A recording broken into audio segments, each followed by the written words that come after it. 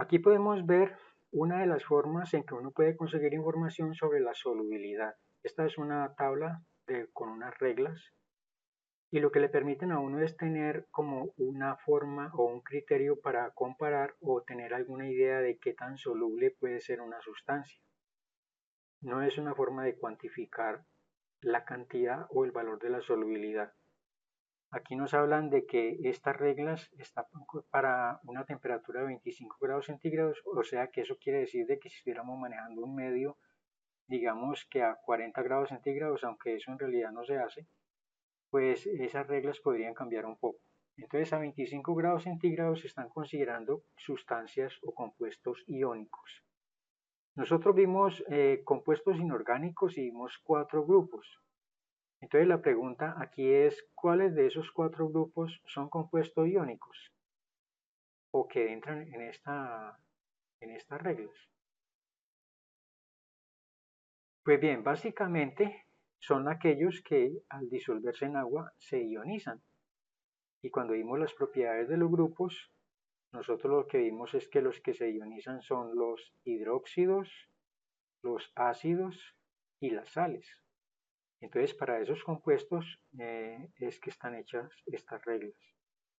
Aquí, por ejemplo, la primera regla dice que los compuestos solubles que contengan el ion amonio, es decir, que cuando usted, por ejemplo, los disuelve en agua, ellos se ionicen y uno de esos iones sea el amonio, dice que esos compuestos son todos solubles, porque en la columna al lado derecho, donde dice secciones, no hay ningún caso indicado. Entonces, como esos compuestos que tienen amonio están en la columna donde dice compuestos solubles, quiere decir de que todo compuesto que tenga el ion amonio se considera soluble. Ahora, en términos generales, ¿qué sería considerar algo que es soluble? Pues así, en general, es que al menos se disuelva 1 gramo de ese compuesto en 100 mililitros de agua. Entonces, si se disuelve 5 gramos, pues es soluble. Disuelven 10 gramos, pues más soluble. Ya cuando se disuelve menos de 1 gramo, entonces ya se considera que son insolubles. Es una cantidad ya demasiado pequeña. Bien, la segunda regla dice, los compuestos que liberen iones o que puedan generar iones, como el nitrato, que es el NO3-, o como el bicarbonato o el carbonato ácido, que es el HCO3-, o como el clorato, que es el ClO3-, también son todos solubles, porque para ese caso tampoco en la columna de secciones se menciona alguno. En la tercera regla pues tenemos los iones de cloro, bromo y yodo, cloruro, bromuro y yoduro. En este caso, los compuestos que tengan esos iones son en su mayoría solubles, pero hay unas excepciones. ¿Cuáles son las excepciones? Cuando esos iones estén combinados o se libere además con ellos otros iones como los de plata, los de mercurio y los de plomo que tengan esas valencias. Bueno, la plata tiene nada más +1, pero el mercurio puede tener +1 y +2 y el plomo puede tener +2 y +4. Pero en este caso específico se refiere a esos iones con esas valencias. Por ejemplo, para el plomo +4 no sucedería eso, o sea, si nosotros tenemos que se liberan iones de cloro y iones de plomo +4, entonces esos iones o esas sustancias serían solubles. Pero si libera iones de plomo +2, entonces sería insoluble, porque la excepción está indicando eso. La cuarta regla habla de ion sulfato, el SO42-. Entonces dice que son solubles las sustancias que contienen ese ion, pero si además se libera el ion de plata +2, perdón, de mercurio +2 y de plomo +2, entonces esa sustancia se considera no soluble. Ahora, hay unas que en general tienden a ser muy insolubles, entonces ya los nombres de la columna cambian. Entonces aquí en el lado izquierdo se están poniendo los que se consideran insolubles como el ion carbonato, que es el CO3 2-. El fosfato es el PO4 3-. Miren que si el fosfato está como un ion que tiende a ser insoluble, entonces los abonos que aportan fósforo tienen ese problema, tienen el problema de la insolubilidad. Entonces eso hace de que el fósforo en general tienda a estar poco disponible como nutriente para las plantas, y eso ha tenido manejos a nivel industrial para que esos abonos tengan, para de alguna manera disminuir ese problema de la insolubilidad, porque mientras una sustancia no esté dispersa en el agua, entonces la planta no la va a poder tomar a través de las raíces o inclusive a través de las hojas por abonos foliares, tiene que estar disperso en el agua. Ahí también se habla más de otros dos iones, que uno de azufre, sulfuro, y ese otro que es el ion cromato.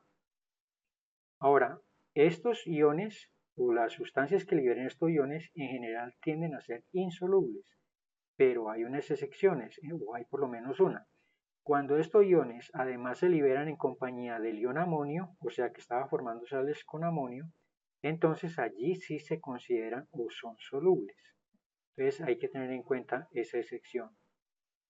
Otro tipo de ion que se considera insoluble es el OH. Recuerden que los OHs, ¿de qué grupo pertenecen?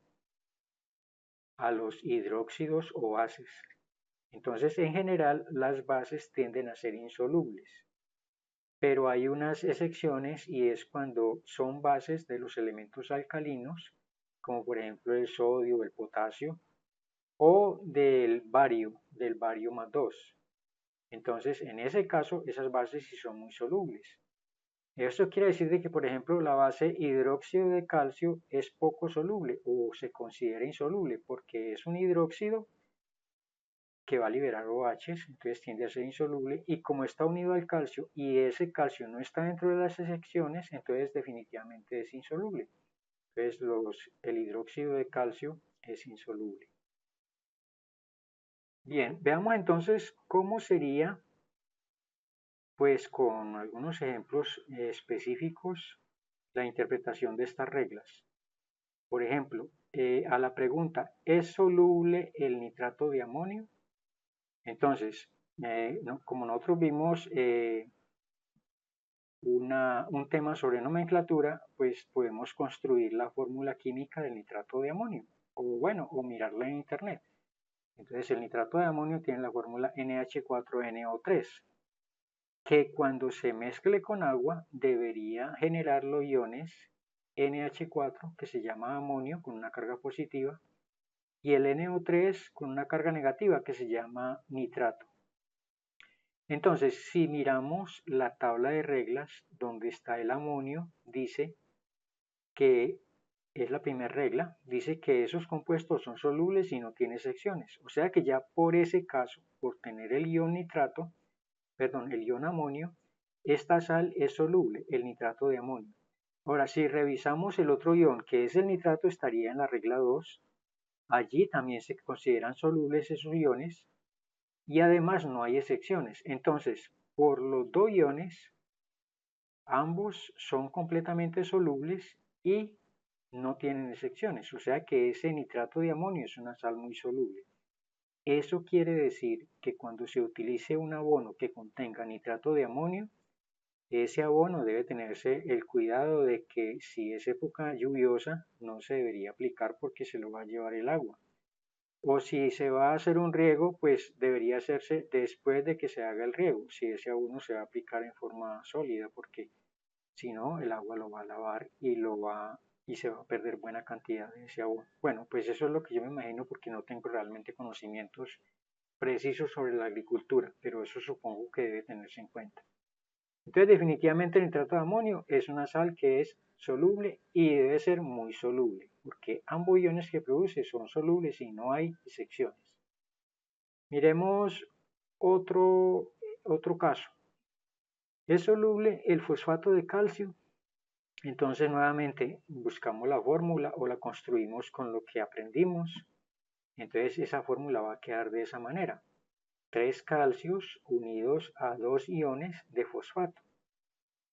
Cuando eso se mezcle con el agua, pues debería producir los iones fosfato y el ion calcio. Bueno, aquí los puse en orden invertido, pero pues como está como iones no es tan importante. Entonces tenemos el ion fosfato. Entonces revisamos el fosfato y el calcio en las reglas. Entonces el fosfato lo encontramos en compuestos insolubles, es la regla 5. Y como excepciones, únicamente para que ese compuesto fosfato o ese ion fosfato no fuera insoluble, tendría que estar unido al amonio. Pero como en este caso está unido es al calcio y el calcio no aparece en la excepción, entonces definitivamente el fosfato de calcio es insoluble por la regla 5. Entonces eso es lo que debemos indicar allí. Entonces no es soluble por la regla 5. Y el calcio tampoco lo pone como una excepción y por lo tanto tampoco es soluble debido a que está unido al calcio. Entonces definitivamente el fosfato de calcio no es soluble. Lo que les decía con el problema del aporte de fósforo a las plantas. Ese es uno de los problemas que hay porque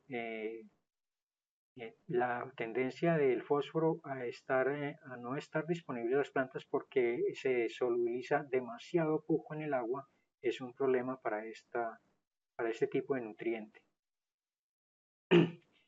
Bien, aquí finalmente hay una pregunta que ya queda planteada como para que ustedes revisen lo que hemos hablado y decidan a ver cuál sería la respuesta. Entonces, entre el fosfato de amonio y el nitrato de amonio, ¿cuál es más soluble? Ahí les queda la inquietud sobre el tema.